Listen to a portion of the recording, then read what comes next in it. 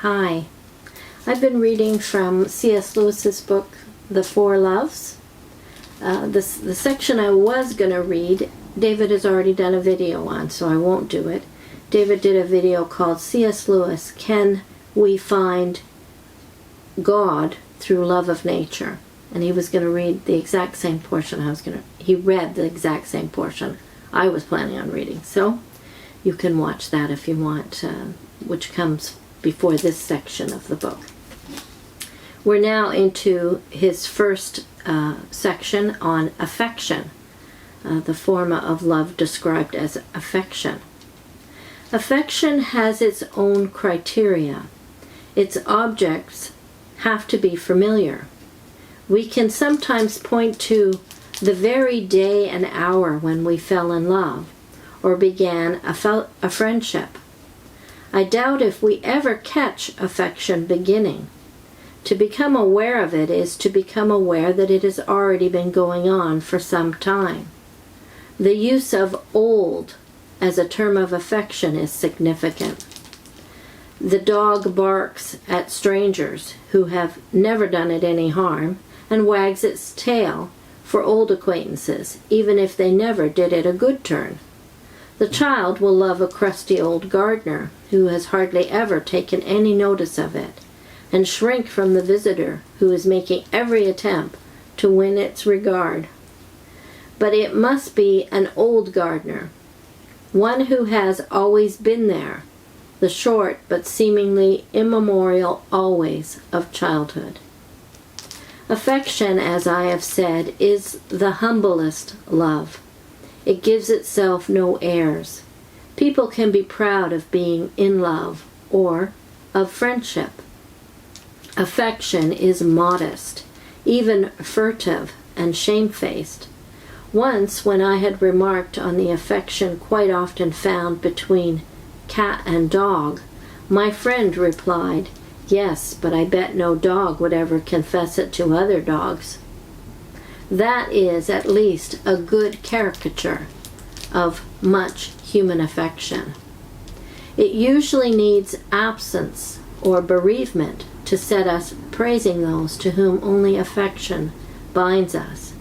We take them for granted, and this taking for granted, which is an outrage in erotic love, is here right and proper up to a point. It fits the comfortable, quiet nature of the feeling. Affection would not be affection if it was loudly and frequently expressed. To produce it in public is like getting your household furniture out for a move. It did very well in its place, but it looks shabby and tawdry or grotesque in the sunshine. I must at once correct myself. I am talking of affection as it is when it exists apart from the other loves. It often does so exist, but often not. Dogs and cats should always be brought up together, said someone. It broadens their minds so. Affection broadens ours.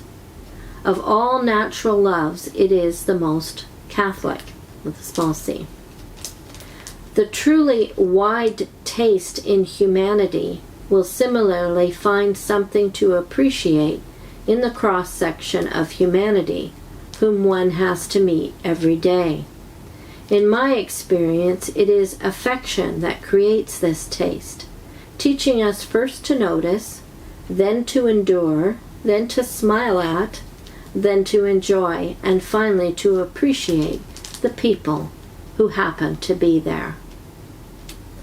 This made me think about church relationships are often more in the nature of affection than any of the other loves. So Romans 12, verse 10, I think, captures it. I looked at the ESV version because it uses the phrase affection instead of love.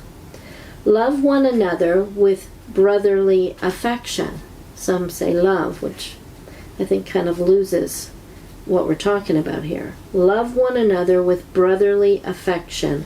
Outdo one another in showing honor. I'm going to link to a video called JWs Should Ask, Who Won't Like You Attending Church?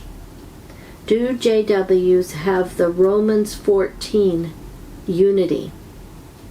And this is based, the video is based on a series I did of Lewis's book, Screwtape Letters.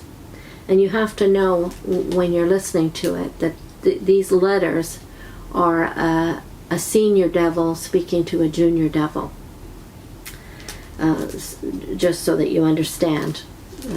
When it says Father, it's talking about God instead of... it's not talking about God as we would say Father in heaven. It's talking about the devil as their father. Right? Just an example. And the second video was one that I mentioned at the beginning that I'll link you to because David did this one on Can You Find God Through Love of Nature?